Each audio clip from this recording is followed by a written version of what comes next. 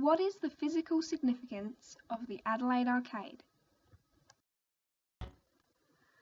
Adelaide Arcade, a handsome structure central to the shopping district of Adelaide in South Australia, was officially opened on the 12th of December 1885.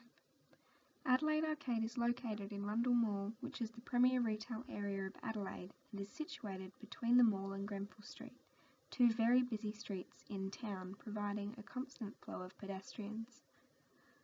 Designed by Withall and Wells, the popular arcade is a fine example of the late 1880s boom period. Adelaide Arcade plays a fairly significant role in creating the physical and cultural essence of the city of Adelaide due to its unique character and history.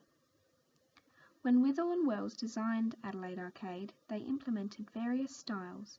The style of the arcade's architecture is considered to be Italian Renaissance inspired by the original Greek Corinthian style, but it also reflects the Victorian era through the cast iron columns and features Gothic and Byzantine characteristics through the cast wrought iron tracery and the circular windows.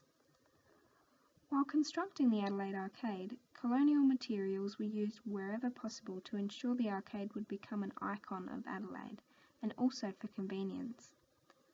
Adelaide Arcade was one of the first buildings in the city to be lit throughout with electricity, which is quite iconic in itself, and Withall and Wells selected Carrara marble, black, white and encaustic tiles to pattern the floor elegantly, and the polished plate glass that was used throughout the arcade had to be shipped from London and was done so within 14 weeks of placing the order. Slabs of Caputland marble and 2 million bricks with Portland cement dressings were used throughout the arcade, as well as ornamental cast iron. Using as many colonial materials as possible and by incorporating various design styles to create a unique building for the locals of Adelaide certainly paid off, as Adelaide Arcade today is listed in amongst the State Heritage Properties for South Australia. There are several arcades leading out of Rundle Mall and onto other popular streets and locations, 14 including Adelaide Arcade. When comparing Adelaide Arcade to other arcades, it is clear that the heritage of Adelaide Arcade has been preserved and recognised, having listed it amongst South Australia's heritage properties and with the Adelaide City Council providing funding to sustain its physical condition.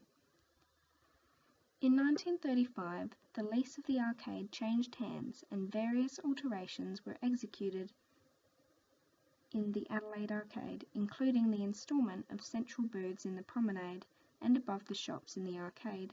Box electric lighting was installed.